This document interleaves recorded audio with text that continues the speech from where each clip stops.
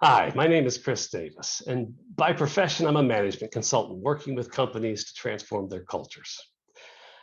I draw upon different disciplines for what I do, and one of those is a tradition that comes out of Eastern philosophy that I don't normally speak about a lot in a business context, but I think it's been so valuable and helpful to me and to others I've worked with that I want to share a little bit about it here. And that tradition is commonly called non-dualism. And it's the view that ultimately everything is one. One what? Well, it doesn't really matter. If it's one, doesn't you really don't even need to give it a label. It's just one of what all this is. And I got intrigued by this as a perspective 20 years ago. I didn't buy it like it's true, but I thought, what if? What if it's true? And then what does that mean? Because certainly life doesn't look like it's all one. Life looks like it's a bunch of different parts. To me right now, I'm looking out and seeing a bunch of people, and there's a room I'm in, and furniture and computer and whatnot. So life looks like all kinds of different stuff. And yet, what if it is all one behind these appearances? So how does that work? What does that mean? And how does it change anything for us? So what if it is? What is that? How does it make a difference? And 20 years ago, I started exploring this. A friend pushed me to do the exploration with others, and I began to invite people over to weekend workshops, and we got into this question of what does all that mean? And it's been good. The exploration changed my life, and I think it had a big impact on a lot of others as well. And I want to introduce aspects of that here. And if it's something that connects, then there's ways to go deeper into it. So, what's a good place to start? Because the claim it's all one, it actually has a lot of implications. There's a lot of ways you could get at it. But I think one place that works well is to talk about our moods and how this perspective would impact things. So mood here is not quite the same as an emotion. They're cousins, but they're different. Emotions are something that are clear and they're directed towards something, and we have a story about them. I'm angry because that jerk cut me off on the freeway. Very clear. And everybody goes, oh, I understand why you're angry, because the story makes sense and it's directed at that jerk. Moods are different. They're contextual. They are in the background framing everything that shows up to us. So if I have a mood of anger toward life, or might call it resentment toward life, I have a predisposition that other people are doing things that are not respectful of me and that I am resisting against. And I may not even see that that's my predisposition. That's my mood, but it's coloring everything. And certain negative moods are moods that reduce our possibilities and our sense of aliveness. And those greatly reduce what it's like to get to be alive. And we can study and work on moods without seeing everything as one, but I found that when you add this other dimension, it gets a lot more powerful in just how much you can shift these kinds of things. So let's go there for a little bit. There are some big negative moods that I find pretty pervasive in life.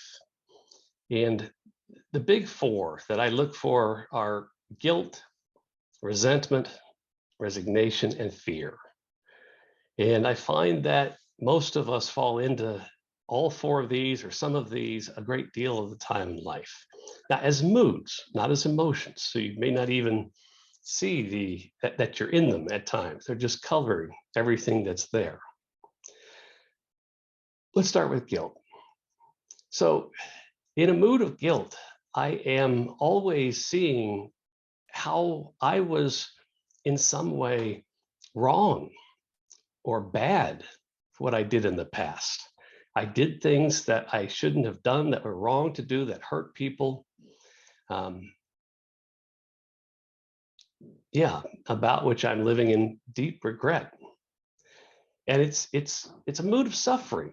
You know, you cannot be in that way of seeing the world without suffering about it. And how does a perspective that it's all one affect that? Well, with guilt, what we're saying is I could have done it differently than I did. That I did this terrible thing, but I didn't have to have done it back then when I did it. But is that so? If you look, I find that I respond moment to moment in the way that makes sense in that moment. Maybe 2 seconds later, I say that was a really dumb thing to do. But right in the moment, I respond in the fact only way that makes sense in the moment, moment to moment. And that was true in the past too. In a certain sense, we're always doing our best. Now, later we may look and say that was a really sad best, but in the moment, back when we did it, that was our best. That was how this way of interacting with the world, this way of seeing the world in that instant responded. And it was the only way it could respond in that moment. And then life goes on and it responds newly to what's next. Doesn't mean things won't be different because each moment is new. And this system this physical, psychological system responds differently to the new moments. But in that particular moment, that's how this responded. And it could not have responded other than that. Said a different way, when I feel guilty, I believe if I hadn't done something, the world would have turned out better. Maybe for someone else, maybe for me too. But that's all fantasy. We have no way of knowing what would have happened if I had done something different. All we know is it would have been different. That's all we can know. We don't know how it would have been different. In some ways, we may have said it was better. In some ways, way, way worse. So it's pure fantasy to say, if I hadn't done that, life would have been better. We don't know that. And that's all an aspect of recognizing whatever this all is, as it unfolds, it is the way it is. It cannot be different than how it has unfolded. And I could not have done something different than how it unfolded. So in that way, it doesn't make sense to experience guilt. Not as a mood in which we're going to dwell. It may make sense to have some regret about something very specific and learn from it and make amends. Yes, I'm not saying those aren't good things to do, but to dwell on the guilt and the suffering that comes with it makes no sense. So that's an example. Let's take another one of these big moods that I find a lot these days, resentment. In resentment, I am looking out at others as having wronged me or causes I care about. And they are wrong. They are evil or stupid or uncaring or something. And I am in opposition to them. And right now it's probably the dominant political mood in this country. But it's also a very widespread personal mood. And how do we get free of resentment? Because the mood doesn't help us. If you care about a cause, and I'm not saying we shouldn't care about causes, but if you care about a cause, falling into resentment does not make you more effective at winning over others. And that's what you want to do. If you care about a cause, you want to win over others. You don't want to drive them away with your resentment. So resentment undermines being effective. It's not something to celebrate. It doesn't actually work. So how do you get free of it then? And again, from a perspective of if it's all one, how does that change how we see resentment here? Well, just as I am always doing the best that I can, so are they. They are doing the best that they can. In the way someone else sees the world right now, they're acting in the way that makes sense to them. Now, I can disagree with how they see the world and think there's better ways to see the world. But let me start by recognizing, I'm going to say it even more radically, if I saw the world the way they see it, I would do what they do. There's no big difference between us. I believe what I believe, and I have sensibilities based on how this life has been lived, and someone else believes what they believe and has sensibilities based on how their life has been lived. And if I had their background, I'd think and act the way they do. If they had my background, they'd think and act the way I do.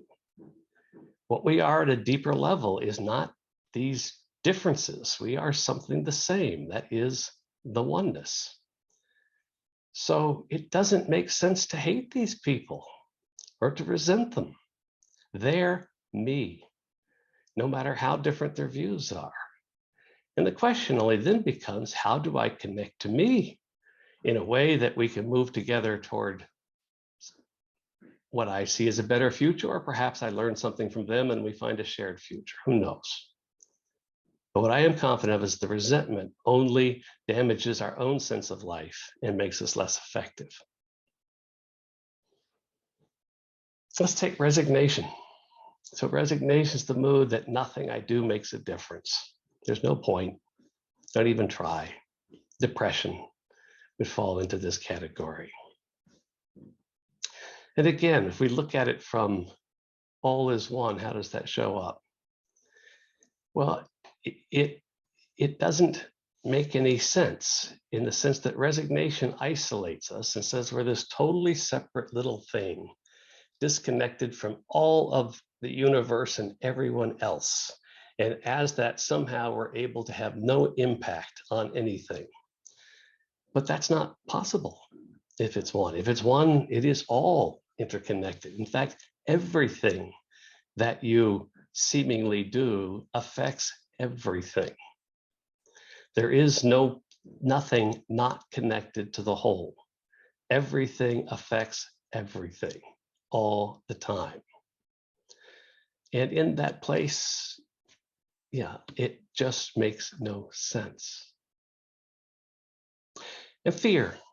Fear is a mood, is that looking out to the future and always feeling insufficient, inadequate to deal with it. That what the future is threatening, and you're not going to be able to meet the threats. And again here, what we've done is we've identified ourselves as this separate little thing against this vast universe. And we are separate and we are weak, and the universe is threatening. That's the view that we've adopted in that moment. And yet, if we are this, the future is us. That is us as well. And however we move into it, we will respond moment to moment, and we will move into it, and we will discover more of us. That's all there is. There's nothing inherently threatening in it. Now, that doesn't mean things will happen that we don't see as bad. Of course they will. That's part of life. But we don't need to live in the mood of that what is out there is fundamentally threatening to us, and we're inadequate to deal with it. So those are all ways I found that my mood toward life became much more positive as these kind of big negative moods ceased to make the kind of sense they made before. They still arise for me at times, but I see them quickly, and they dissipate relatively quickly. Now, these four moods, these are all negative moods. I picked them purposely because these are moods of suffering. These are moods that take away the deliciousness of life. These are not fun places to be. Now, what's sad is we can be in these moods for a long time. You can live in a mood of anxiety, which is a form of fear, for years and not even know it. It can just feel like that's what life feels like. That's normal. So it's like having a low-grade fever for years and not knowing that you don't have to have a low-grade fever in life. You could actually feel really good. So, and that's how they're insidious, because they're so contextual, we don't even see them. What's on the other side of them? Well, there's all kinds of ways to experience the deliciousness of life, and all different kinds of positive moods that can show up. We can be accepting of what comes next, which is not to be resigned, but to recognize life includes good stuff and bad stuff, and we don't even know what we see as today as bad may turn out to be great tomorrow, and we can accept it and move forward. Maybe we want to change things about it, but that's fine. We're accepting of the fact that we want to change things about it. We can be in a mood of wonder, like there's all kinds of stuff I don't know, and isn't that great? Isn't it the richness of life to not know and to discover? We can get ambitious about being able to do things and make a difference. We can get highly collaborative and seeing other people as people we want to engage with and connect to and make stuff happen with. And all of those are part of what I call experiencing the deliciousness of life. And so it's the getting free of these chronic negative moods that opens up that possibility. And that's a lot what I have found through these explorations. When you ask, like, what really shifts as you go deeper into looking how life might be connected, that's one of the giant shifts, is the mood in which we live life. All right, so I was going to take a couple of questions. I got a question on chat here about physical pain. When the physical pain is so great, then it's really hard to do anything with the mood. And yeah, I totally get it. Pain is real, and we experience it. As we know, it's useful in many ways. We learn from physical pain. The body gets trained, but it also hurts. A few things I can say I've learned. One is I do see that with my pain, there is often a narrative dimension to it, and it makes it worse or better. So for instance, if I'm having a sharp pain and there's a story like, oh, it's because I'm getting old and it's all downhill from here, the pain's worse. it's more unpleasant. If I go to some kind of deep body work person and they're doing something and it hurts and they say it's going to hurt for a minute, but this is exactly the pain we need to move through to heal you, suddenly that pain becomes amazingly bearable. I am able to deal with it and I'm just fine. So that's one thing I do pay attention to, is what narrative is involved with the pain. And it's interesting. I've talked to people who've been able to master that and deal with amazing amounts of pain and just be present to it moment to moment. I'm not advocating everybody learn to do that. There's also great pills out there that help in a very quick way. But I do notice that dimension. And pain will pass one way or another. The thing that lingers, that concerns me, is the secondary narrative. And that's what generates the mood and causes this kind of chronic suffering in life. Another question I got was about resignation. Can I say a little bit more there? So when we resign, notice that we have concluded that we don't make any difference. There's nothing we can do that will make any difference. That's actually a conclusion we're reaching, and we are embracing it. And what we're doing in that moment is saying, like, I am like God. I can see with absolute clarity what my power is and what the universe is, and I know, and none of the rest of you do. Even if you say I make a difference, nope. It is a form, and it sounds weird to say it, of arrogance and isolation. And it is false in that none of us know that stuff. None of us know what's going to make a difference. We don't know what's going to happen a minute from now. Truly, we do not. We anticipate, and maybe we're right a good percentage of the time, but we do not know. And we don't know the difference we make on others. We have little interactions that mean nothing to us that have big impacts on other people. If you look at your life, you'll see that's true. We really don't know. Resignation is a form of arrogance that I believe I know what's true for the universe, and we don't. Okay, so thanks for listening. This was meant to be an introduction. There are other videos where I talk more about how to shift moods and other implications of this non-dualist perspective.